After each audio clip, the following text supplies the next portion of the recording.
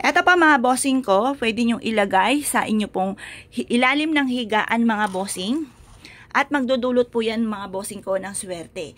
Hihigupin po niya ng mga negatibong enerhiya. Lalo-lalo na kung isa sa miyembro ng pamilya ay may karamdaman.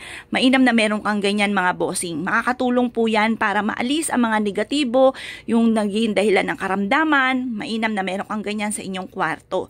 Ito pa mga bossing ko, pag nabulok na lang po yung ating lemon, itapon nyo lamang at paltan nyo ng panibago mga bossing. Kung ikaw ay isa sa mga niniwala at naisyo po na magkaroon po ng ganito, mainam po na subukan nyo na po upang sa ganon mapatunayan nyo po mga bossing ko na nakakatulong po siya para gumaling ka agad kung sino man ang may karamdaman. Or kaya lagi kang minamalas, parang sunod-sunod ang mga pagsubok, subukan nyo po ito mga bossing. At ito po ay makakatulong para masolusyonan ka agad kung ano man ang problema ang pinagdadaanan. Ito naman po mga bossing ko, ang isa sa mga pinakapaborito ko na ilagay sa kwarto mga bossing or sa likod ng pintuan. Aba mga bossing ko, hindi nyo po ito natatanong, ito po ay aking sariling tanim mga bossing ko na lemon mga bossing. Yan po yung lemon, nalaglag na siyang kusa mga bossing ko sa puno. Ayan po mga bossing, hinog na po siya. Ngayon pa mga bossing, gagamitin ko siyang pampaswerte mga bossing. Ngayon pa mga bossing, gagawin nyo lamang po natin kasi ito po isa rin sa mga mabisang humihigop ng mga negatibong enerhiya.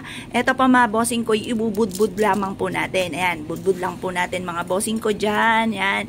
Habang tayo nagwi-wish, sabihin po natin sa pamamagitan nito ay siksikliglig at umaapaw at maraming blessing ang darating. Kailanman hindi tayo mamumblema sa pera, yayaman tayo at magiging matagumpay. Lahat ng mga pinapangarap po natin ay matutupad mga bossing.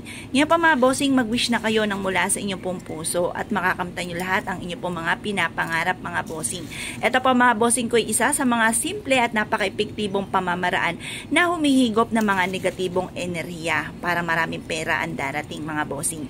Ngayon pa mga bossing, subukan nyo po itong gawin sa umaga. Eto pa mga bossing ko, ang isa sa mga pinakamaganda at pinakamaswerte na humihigop ng mga negatibong enerhiya mga bossing ko na pwede nating ilagay mga bossing ko sa pintuan ng ating pong main door. Ito po ay makakatulong upang sa ganon ay siksikliglig at umaapaw at maraming blessing ang darating. Paborito ko po ito na pampaswerte mga bossing ko, ang lemon at ganon din po ang asin. Pwede rin natin itong ilagay sa ilalim ng ating pong higaan mga bossing. Humihigop po ito ng mga negatibong enerhiya na nagdudulot sa atin ng stress, kamalasan, lagi-lagi may mga pag-aaway, at ganoon din po mga bossing ko, yung tipo ba na ginawa na natin lahat pero parang sa walat wala, hindi pa rin nagiging matagumpay mga bossing. Proven po ito na napakaswerte basta't ikaw ay may 100% na paniniwala sa magatong mga pamamaraan. Tandisin ang inyong kalooban mga bossing. Kung nais po itong gawin, ito po ay gawin po ninyo kung meron kayong lemon. Kasi ang alam ko, sa amin dito mga bossing ko sa Biñan, Laguna, ay meron pong night market kung tawagin. Per kilo po siya, madami po siya. Pero pag natapos na po yun, 25 pesos or 20 pesos ang isang lemon mga bossing. Good for ilang buwan din po ito mga bossing. Pero once na nakita nyo mga bossing ko na ang lemon po ninyo ay parang meron ng langaw na maliliit na sa mga prutas na hayop, yung pa mga bossing ko itapon nyo lamang. Tapos paltan nyo muli ng panibago. Pwede rin naman ang kalamansi na gamitin mga bossing.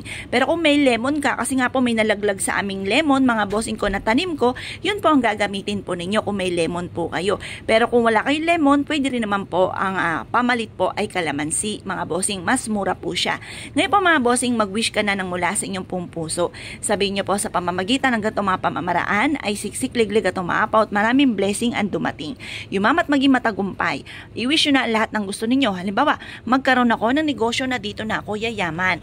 Magkaroon ako ng mga bagay na matagal ko nang pinapangarap.